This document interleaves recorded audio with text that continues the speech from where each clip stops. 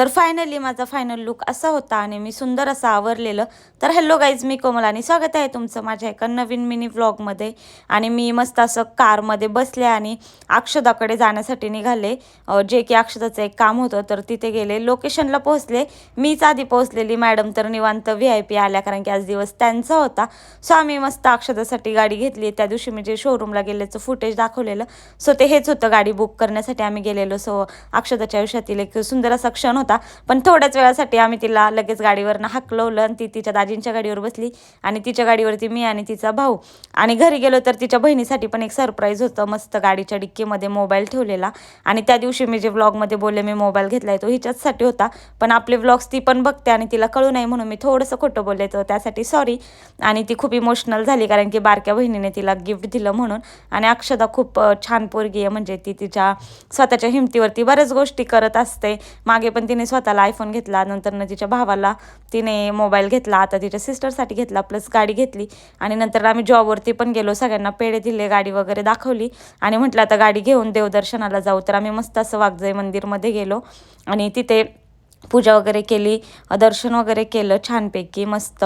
तर अक्षदाबद्दल सांगायचं झालं तर प्राऊड ऑफ यू अक्षदा. तू जर व्लॉग बघत असेल तर मला एक मैत्रीण म्हणून तुझा खूप जास्त अभिमान आहे, कारण मी पण अशीच अचिव्हमेंट करत असते आणि तू पण सेम माझ्यासारखीच आहे. सो मला खूप अभिमान आहे तुझा.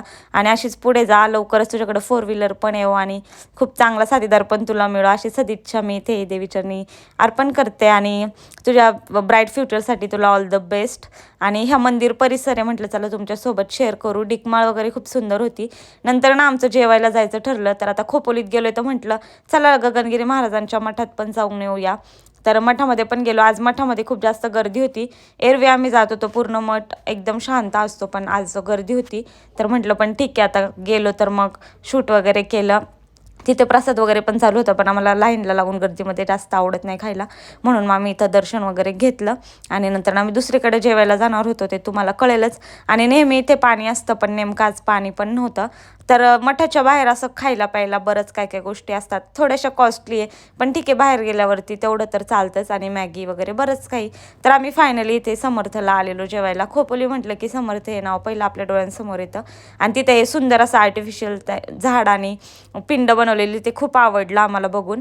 आणि मस्त हा जो मेनू दिसतोय, तर तो आम्ही मागवलेला इथे सगळ्यांसाठी. तर आज बरेच कारणं होते, तिच्या बहिणीचा बड्डे पण, प्लस तिची गाडी पण. नंतर घाटात येताना बरेच सारे वानर वगैरे लागले.